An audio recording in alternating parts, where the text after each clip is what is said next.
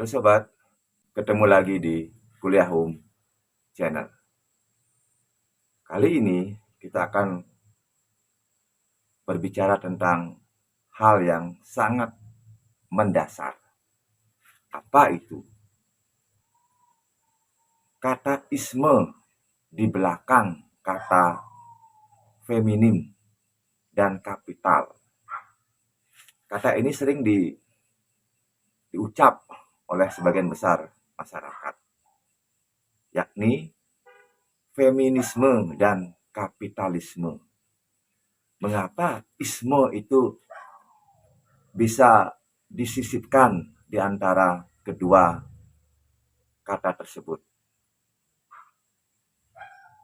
Secara filosofi, isme itu bermakna suatu harapan. Di mana harapan itu ada? Tentu harapan itu diletakkan di depan. Artinya, semua manusia menuju ke sana, menuju ke depan maksudnya. Terus, mengapa feminisme dan kapitalis menjadi isu yang sangat mendasar, bahkan isu yang sangat mendunia? Mengapa perempuan dan mengapa kapital? Secara teoritis, perempuan memberi kecerdasan kepada manusia. Mengapa bisa disebut seperti itu? Karena perempuan telah menyalurkan energi, gizi, dan seluruh pikirannya sejak manusia itu berada di dalam janinnya. Oleh sebab itu, perempuan disinyalir memproduksi kecerdasan. Terus, mengapa isme? Isme itu artinya bahwa perempuan mendapatkan suatu keagungan dan kehormatannya. Mengapa? Karena telah mengalami ujian yang terberatnya. Apa itu? Ya, dipermalukan secara umum. Mungkin video itu sudah saya paparkan di video sebelumnya. Menariknya adalah apa maksud isme di sini yang diletakkan di dalam kata feminim dan kapital. Dua kata itu, feminim dan kapital, adalah suatu kata yang sudah sangat melegenda dan sudah diterima oleh sebagian besar masyarakat di seluruh dunia. Jadi, belum tentu sesuatu hal itu bisa dilekatkan dengan kata isme. Suatu kata yang bisa dilekatkan dengan kata isme tatkala kata itu sudah teruji di dalam suatu peradaban dari dulu hingga kini, dari ordo ke ordo, dari era ke era, bahkan dari ordo keperkasaan raja hingga ordo kebenaran agama, hingga ordo keadilan republik dan kejujuran digital. Jadi isu feminim dan kapital telah melalui era-era tersebut. Sesuatu yang telah mengendap lama di setiap DNA manusia. Sesuatu yang bisa memakmurkan sekaligus bisa menyengsarakan kehidupan manusia itu. Jadi isu feminim dan kapital sangat relevan diisikan isme di belakangnya. Dia semacam sebuah doktrin bagi manusia itu untuk memperjuangkan dan mempertaruhkan kedua kata itu menuju suatu kebahagiaan dan kemakmuran. Apakah nama manusia bisa diberikan isme? Tentu saja bisa, tatkala manusia itu mempunyai rekam jejak dan mempunyai historis yang sangat melegenda, yang menjadi patron oleh manusia untuk dijadikan suatu panutan. Tapi di tengah jalan, kadang-kadang manusia itu tidak ada yang sempurna, pasti ada cacatnya. Ya. Tidak mudah menyelipkan kata isme di belakang nama seseorang. Seringnya nama orang itu diberikan kata nomik. Contoh, anggaplah saya adalah namanya Dharma begitu. Ketika anggaplah saya mempunyai rekam jejak yang sangat bagus dan sekaligus juga mempunyai rekam jejak yang sangat kelam. Suatu hari generasi selanjutnya kepingin menghormati saya. Tentu saya belum pantas untuk diberikan kata isme menjadi dharma isme. Tepatnya saya lebih lebih asik ketika diberikan nama dharma nomik begitu. Artinya sesuatu yang dihormati begitu. Sekaligus sesuatu yang bisa saja yang dihujat. Tentu kata nomik dan isme sangatlah berbeda. Ya, nomik cenderung mengarah ke sesuatu kata benda, sedangkan isme cenderung mengarah ke suatu kata kerja. Nomik identik dengan sesuatu yang telah meninggal, sedangkan isme identik dengan sesuatu yang terus bekerja dan bekerja lagi, sesuatu yang aktif, sedangkan nomik bisa dikatakan sesuatu yang pasif. Jadi isme itu sendiri sebenarnya suatu hope, suatu harapan, suatu tuntunan, suatu spirit, suatu aturan main yang telah diterima oleh sebagian besar umat manusia. Tidak mudah sesuatu kata itu diakui diakui untuk diisikan kata isme. Contoh, kapital diisi dengan kata isme menjadi kapitalisme. Kapital merupakan sesuatu yang sangat mendasar. Kapital tidak mesti berhubungan dengan uang. Jadi apapun bisa kita katakan kapital.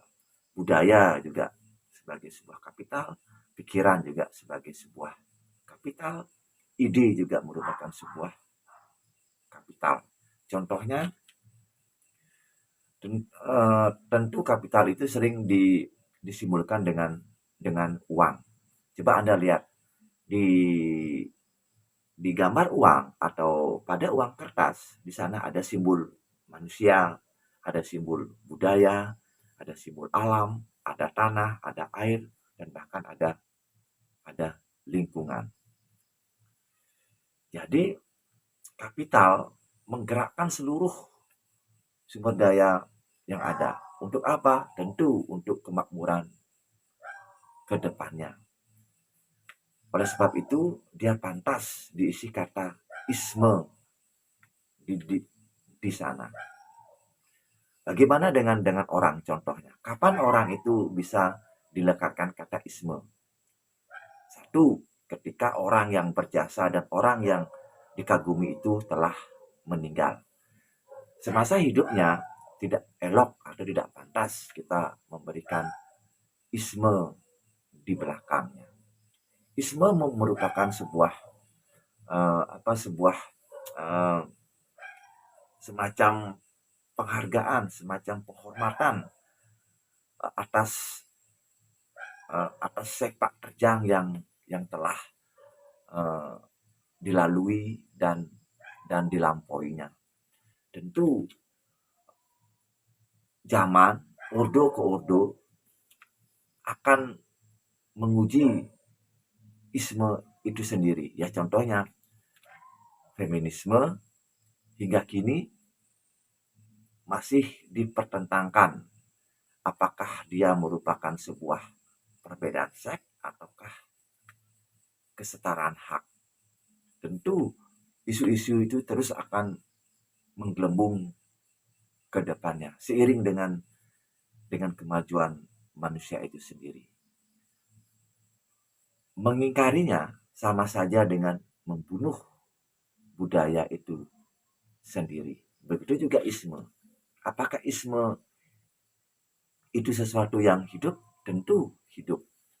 Artinya tidak ada yang mati di dunia ini. Semua konsepnya adalah konsep hidup. Mengapa? Karena hidup merupakan sebuah panggilan, sebuah harapan, ya semacam tanduk unicorn itu. Mengapa kuda itu isi tanduk? Tanduk itu juga artinya hope, ada di depan. Jadi isme menuntun gerak manusia itu sendiri untuk melampaui era-era sebelumnya. Kerja isme secara historis bisa bekerja ala akumulasi. Bahkan di era sekarang dikenal dengan era algoritma. Ya semacam itu isme itu bekerja. Dia berputar dan berputar kembali. Isme bisa memperbaiki dirinya sendiri. Ya seperti tumbuh-tumbuhan saja. Ketika tumbuh-tumbuhan itu dipetik daunnya, tumbuh-tumbuhan itu mampu untuk mengobati dirinya sendiri. Jadi kemampuan isme ya tergantung daripada sudut pandang generasi yang akan memikirkan bahkan memporak-porandakan isme itu sendiri.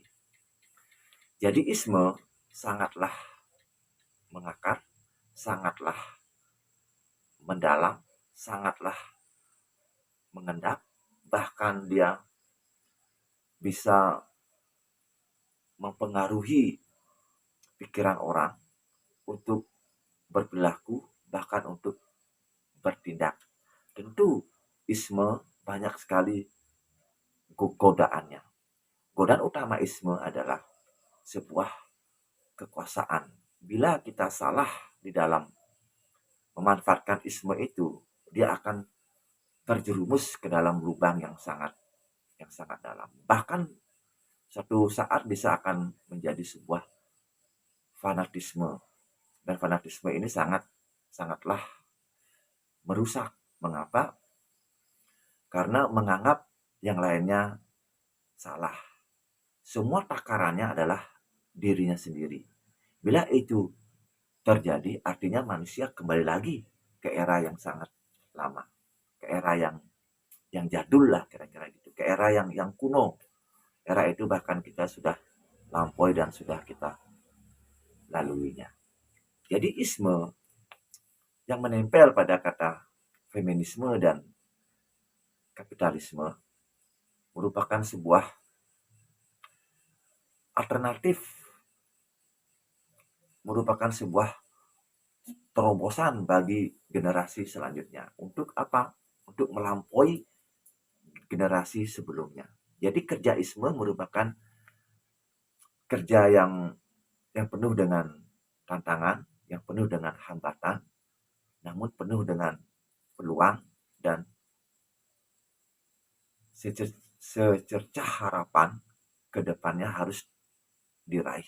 Mudah-mudahan ke depannya muncul lagi isme-isme ya yang memperjuangkan isu-isu universal, ya bahkan isu gender, isu lingkungan, isu geopolitik, isu kemiskinan, dan lain-lainnya. Isme sangat menghargai yang namanya kepedulian dan keperihan sosial. Isme bekerja di balik suatu kebijakan politik, di balik kebijakan sosial untuk memakmurkan kepentingan publik. Jadi isme bukan milik pribadi, isme bukan milik golongan tertentu. Isme adalah bersifat universal.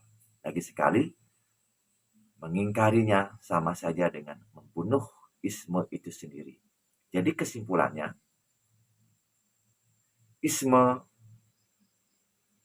merupakan alat penghukum sekaligus alat pengatur yang sangat kompatibel di dalam menggerakkan, di dalam memanfaatkan, dan di dalam mengelola sumber daya. Mungkin itu yang bisa saya sampaikan. Mengapa isme begitu penting untuk kita pahami. Sampai jumpa di kuliah home selanjutnya. Terima kasih.